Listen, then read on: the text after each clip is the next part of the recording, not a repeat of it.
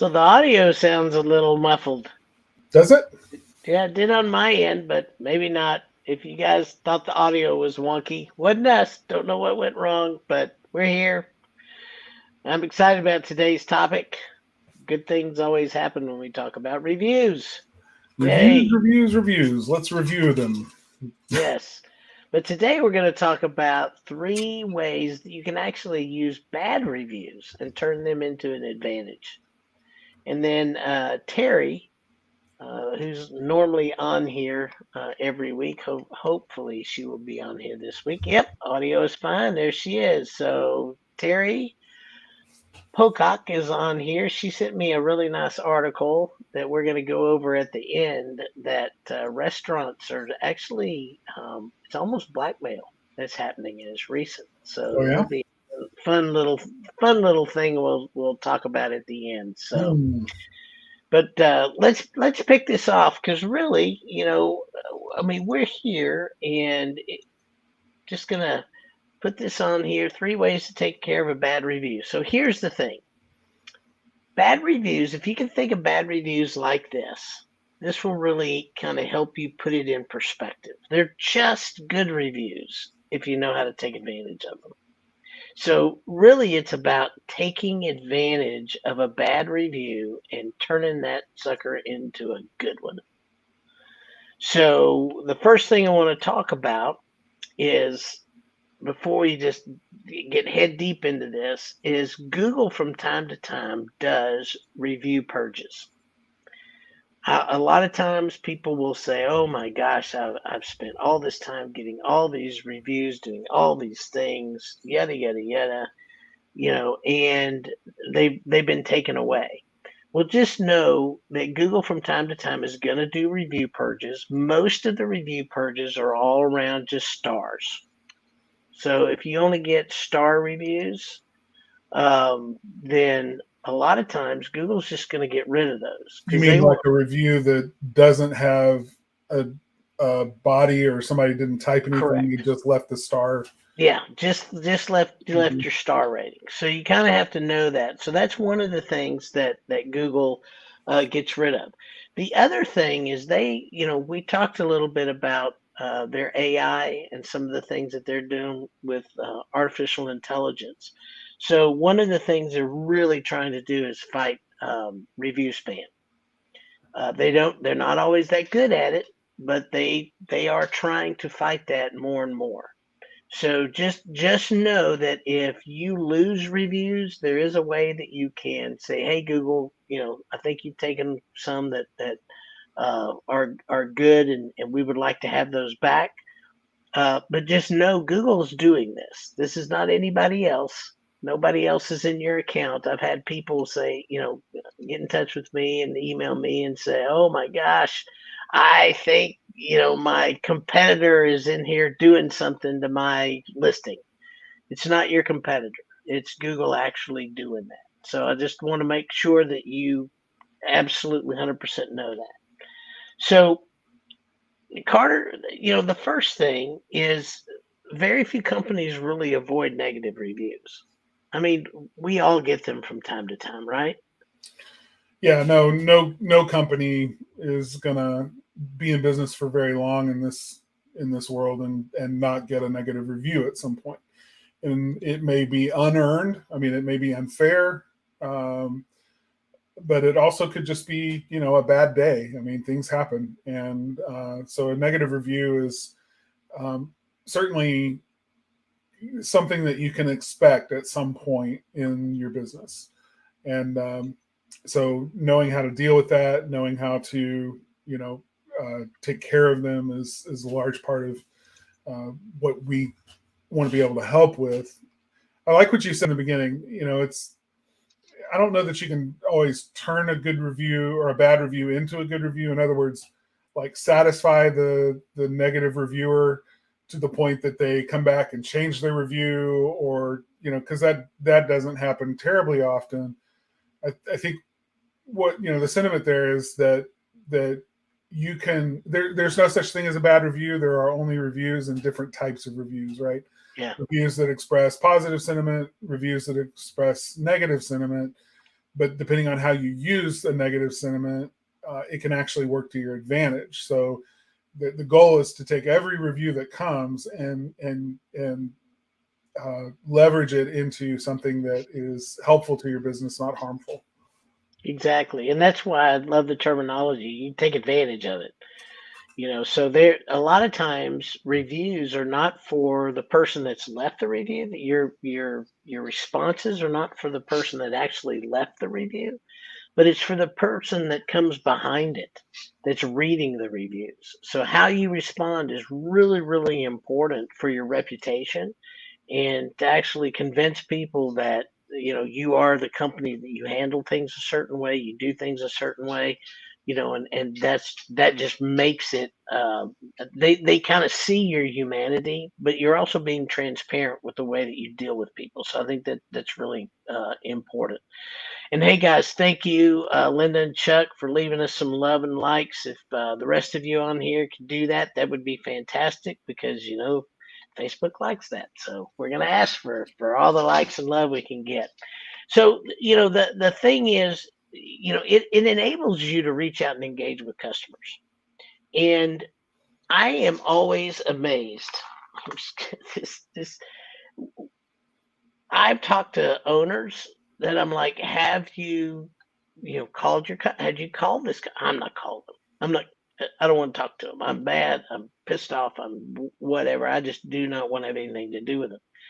Well, I'm just going to tell you, if you've got a customer that's angry and you're not going to reach out and actually engage that customer in a way that you can deflect that anger or listen to that customer and see what they're really angry at. And that doesn't mean again that the customer's right. There used to be this deal, the customer's always right. Well, we're going to talk a little bit about that. The customer is not always right. I mean, period. The customer is not always right. But here's what I think. The customer always deserves to be heard.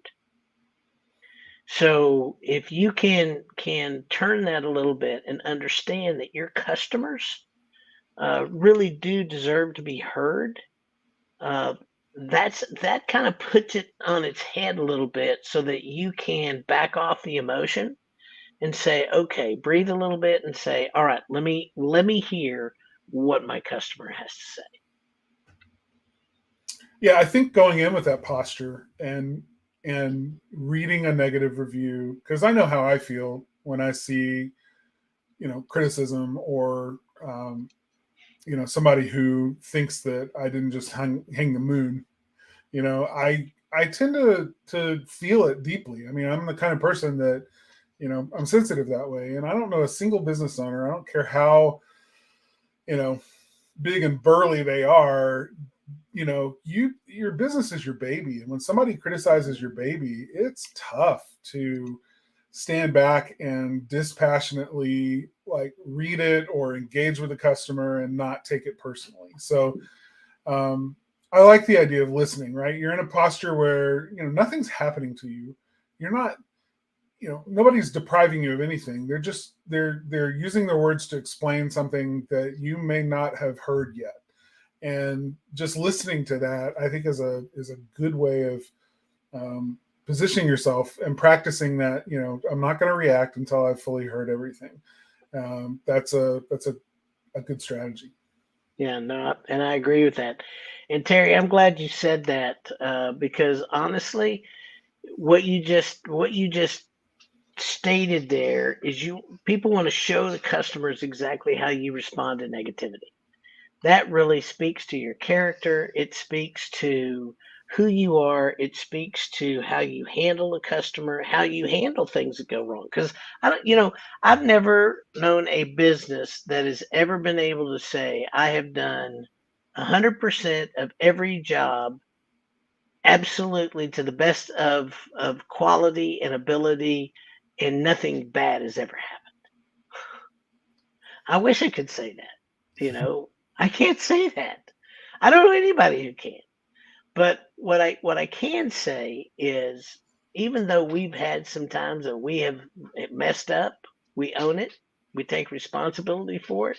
and to the best of our ability, we make it right. That I can say in 100%, uh, just without a doubt. So my point here is if you're responding to negativity, if you respond to that in a way that's open and transparent and that you're listening to that client, talking back to them, repeating what they're saying so that you have a full understanding, that gives you an advantage because 9 times out of 10, you're listening. Once you listen to that client, they will stop and listen to you. It really does create an advantage if you do that. So I think that's great. Here's It, one of my. Go ahead. uh, Chuck actually responded too. I was looking at his comment. Um, I like what he says. I mean, it's you may not win the customer back. You know that particular customer may be a burned bridge. Some people don't forgive and forget. You know it's done for them. They've said their piece publicly. They've moved on. But all of the other people, like Terry said, that look at negative reviews to see is this company that deals with the things that sometimes happen in the course of business, or is this somebody who avoids it or casts blame or whatever. It's all of the other people that come after that are the important people to remember when it comes to responding to a negative review. And that's where all of the strength of a negative review resides. The negative review, if left alone and not responded to and just living on your site, can do a lot of untold harm. When you respond to a review, though, the way you respond to it tells a story and it completes the picture for a consumer who's reading it. So that's the crucial part there. Learning how to respond to a review in a way that turns that review from something that could be harmful into something that could be helpful. I like that. And if you guys hear my dogs, it's because I know my wife just pulled up. She's outside and they know it too, but she's waiting till this is over.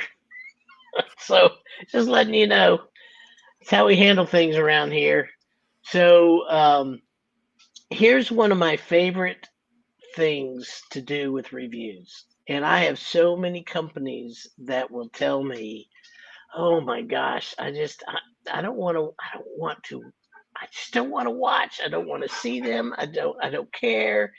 But man, reviews can help you absolutely find those things in your business that might be broken or need attention to so that you can fix those things, that you can improve, become better. I mean, that's the thing is we always want to be better than we were yesterday. And the only way you do that is listen. And your reviews are great places to listen. Just I love this part, and so many businesses absolutely refuse to do it because they don't want the negativity. Yeah, that's um, the feelings thing again. I mean, when we take it personally, we can't hear what the real complaint is, and so what we've got to do is lay down ego. And I'm being kind of philosophical here and a little bit, psychological, because that's just what's needed. I mean, the psychology of owning and running a business, oftentimes we become our worst enemy, right? Our own worst Hmm. enemy. The owner of the company cares so much about the business that when somebody dares criticize it, they go postal. And that's the kind of thing that if you do it publicly, we've seen examples of this where a business owner lashes out at a customer who they consider to have left an unreasonable negative review, and it's blown their business up, and it's become this gang up kind of a situation where the entire web is now flaming this company because of the Hmm. way that the business owner handled it in a moment of emotion, unchecked emotion. So it's crucial to be steady handed, to look at it as an opportunity to learn how we can improve.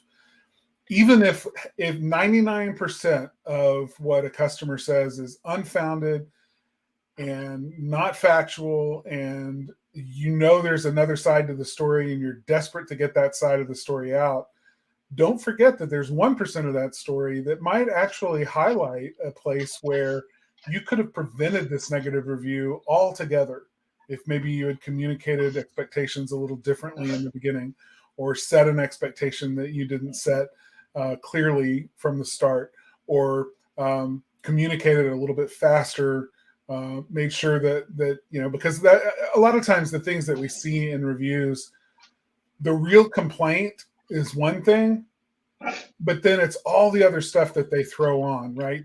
Onto the complaint. Well, they didn't do this right. They didn't do, it seemed like a small thing at the time, and then they go on with the litany of stuff, right? They didn't communicate well. They didn't tell me what to expect on this, and the estimate turned out to be more than they said it would, and but nobody told me when they were coming out, and it's all these communication things. I mean, I would say probably 60% to 70% of the complaints we see in negative reviews end up being about communication, and things that could have prevented. I mean, if better communication, better expectation setting had happened from the beginning, then those reviews, the negative review never would have reached the internet, because it wouldn't have been necessary. So that's a lot of it. But there are some things I want to address what Renee talked about, because there are a lot of reviews that people get where people never use their services. They complain about the price, they complain about the wait, they complain about, but they've not used the actual services. They're just complainers.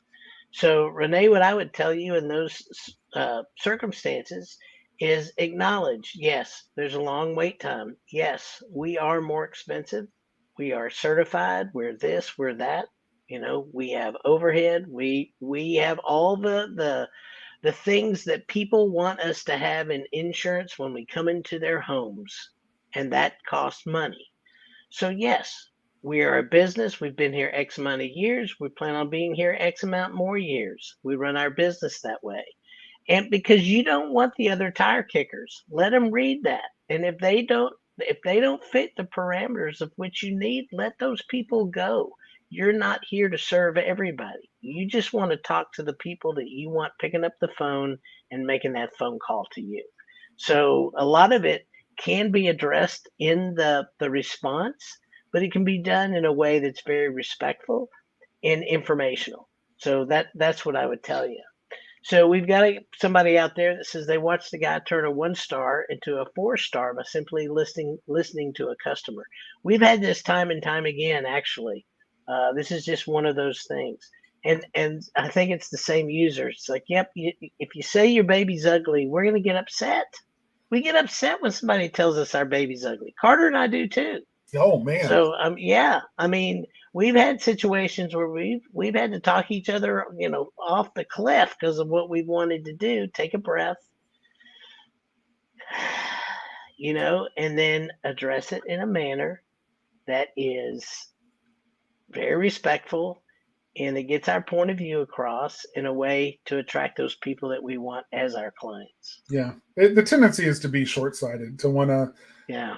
get your points in, get your zinger in, get your make yourself feel better by showing that the other person was at fault too, or something like that, or that you don't have any responsibility in what they're just being unreasonable and nuts. But the goal in business is to win long term, right? To grow a successful business over years and years and years. And the short-sighted answer online can really get in the way of that. You've heard the expression, you won the battle, but you lost the war. That's what leaving an emotional response to a negative review is. You're winning the battle, but man, you're losing the war. And most reputable marketing companies have people on staff who can help really kind of get you off the ledge and bring you down and help you craft something that's really respectful and personable, and but tell your side of the story so it's in a way that can do that. If you don't do that, then the best thing to do, there's two different things that I would recommend. Write it down. Write the most absolutely heated, fired off, tell them what you want to tell them, Write it on a piece of paper. Don't write it in the review. Write it on a piece of paper and get it out of your system. That's number one. Then take a breath. Then write a response. You can do one of two things: give it to a coworker or a spouse or someone else in the office and say, hey, how does this sound? Let them read it. If it sounds too curt or disrespectful or whatever, then you want to rewrite it. If you don't have anybody else, put it in a drawer. Let it sit overnight and read it the next day. Those are always things to help you really um, know that. And here's our user. It's Jerry Oh, Eisenhower. Not sure why that is, but hey, Jerry, glad you're on today. Good to see you. With Renee and Chuck and Terry, it's great. This is a good deal. So this is absolutely right, Renee. Right, exactly what we said. Put it somewhere overnight. Let somebody else review it, and make sure you're really saying what you want to say. That's so important when you're dealing with reviews. It just really, really is. I like the idea of reviewing negative reviews. I mean, positive reviews certainly, right? I mean, share those with your team because there's a great energy that comes from that. I mean, when you share the win with the people who help to make that win possible, those people on your team that help to serve that customer and create a good experience. But sharing the negative review too can be insightful. It can be, it's like a post-mortem. After a losing game, the Hmm. coach says, "Okay, we're gonna watch the game again. We're gonna see what we can learn from this to get better, right? To not make the same mistakes again. To find out what it was when we play this team again that'll give us an advantage that we didn't have this time." So reviewing that with your team, I think, is a good thing, and it can boost culture too. Because when you explain to your Good team, point. "Look, I think there's parts of this review that were unfair, and we'll address those things. But there's some things here too that concern me, and I want to make sure that we deal with those and we understand what we can do to prevent these kinds of negative reviews from ever happening again. What do you think those are? Let's talk about it. As a team, let's brainstorm about how we can tighten the bolts here to create a better, more consistent, reliable customer service experience every single time." And it helps with culture too. When your team realizes that the goal here is not to, deploy the nuclear option and roast this customer online in a response, but to be measured and to respond kindly and to respond with a measure of consideration that shows a lot of respect and restraint online. How that gets you further in your goals as a company. And when you share that with your culture, you're building and instilling that into the culture. I've been a part of cultures and walked into companies with cultures that every time a customer did something that they didn't like, they privately destroyed that customer. And what it did, I mean, you're stupid if you think that doesn't leak out into those customer service experiences with other new customers that come in. Now every customer is getting judged. Every customer is looked like as an opportunity to, rag on back at the shop and tell your horror stories about that customer that just did whatever. You're creating a culture that tears down customers. Let me tell you, you're not in business if you can't serve a customer and do it with a smile. And if you're building a culture that looks at customers as the enemy, us versus them kind of a culture, then you're tearing down the very thing that your business needs. You're strangling the oxygen out of your business when you look at your customer that way. So use a negative review. Show your employees, guys, we missed it here, or maybe we didn't miss it. Maybe this is unfair, but here's how we're going to respond instead, because we always treat the customer with kindness. That's part of our values and our core culture here is we always treat the customer, we hear them out and we respect, the fact we may never do business with this customer again because they're unreasonable, but we're not going to respond in a way that allows them to have gotten the last word. So, I mean, to have, you know what I'm trying to say. So, it's a So I'm gonna just piggyback on top of that because I agree with everything there.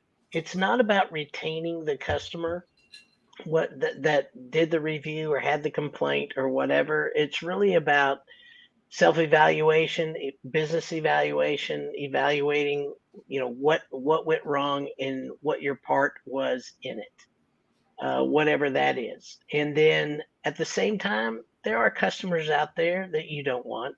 There are customers out there we don't want. I mean, I don't have a problem saying that. That's nothing against the customer. It's just a value. It's a value difference. We know people that value different things than we do, and that's okay. They need to work with a company that have the same values and the same, uh, just a culture. You know, with someone else. If it's not indicative of ours, we don't want them. And why is that? Well, this bonus reason, I'm going to touch on that a minute. Here's the deal. If you have a lot of people that love you, many times they come to your rescue. If somebody is unreasonable or puts a 1-star review and says, "Hey, you really did a really poor job." When you have a lot of people that will rally around you, all of a sudden, people are coming to your defense and you don't have to do much. So pay attention to your existing customers. Pay attention to those that are loyal to you.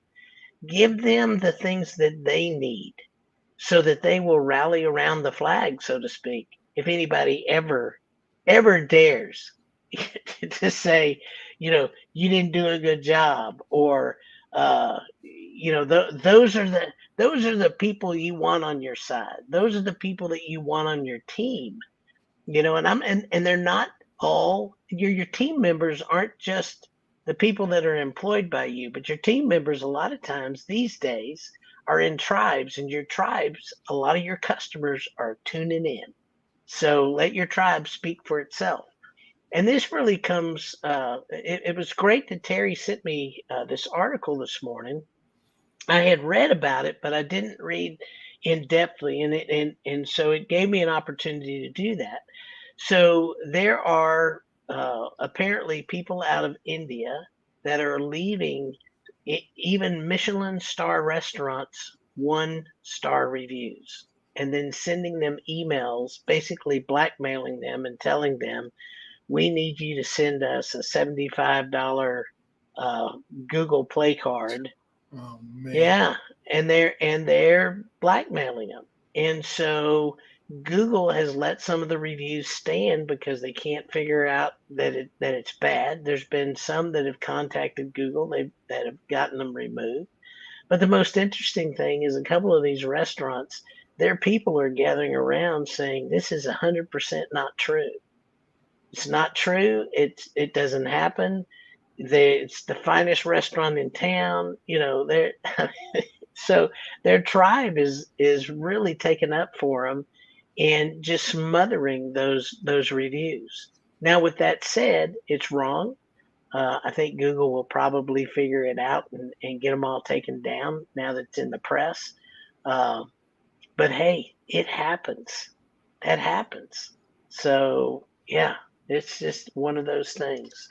So where are we? We're at 29. Man, we're doing pretty good about this 30-minute thing. I Seems like to it. be the natural flow. Seems to be working. But just remember, guys, if you're on the road and out there and can't get it here live, we are now a podcast. So Spark Live can be found on Spotify, iTunes, Google Play, or your favorite player. Just make sure you do that. And then we've got some Q&A. I've already got some questions that have rolled in. We're going to tackle questions with Carter and I next week. We're excited about that. Actually excited about some of the questions that we've got, because it's about some things we've not really talked about lately. So ought to be good, ought to be fun, and always like those. We get to do a lot of things. Thank you too, Renee. Thanks so much for tuning in. Guys, we so appreciate y'all being here every week. We know you have choices and options where you can be, and thanks for spending a little time with Carter and me. We'll see you. We'll see you next week, and bring those questions. We'll have some fun.